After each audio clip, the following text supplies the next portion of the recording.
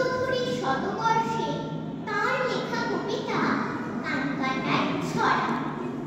কানপুরেতে একা নড়ে মস্ত বড় মকান, হরেক রকম কানে শেখা কানও হারে দোকান। কান পাতলা সেখানে যায় কিনতে মোটা কান, কানে খাদ্য কিনে আনে লম্বা দেখে কান। কানা ঘুষো যা কিছু হয় যত কানা কানে, সব কিছু সেই একা মরে করেছে আমদানি। তখনও দেশ হয়নি স্বাধীন, মন্ত্রী ছিলেন ডান কান। একবার কানপুরে এলেন কিনতে তার বাঁ কান।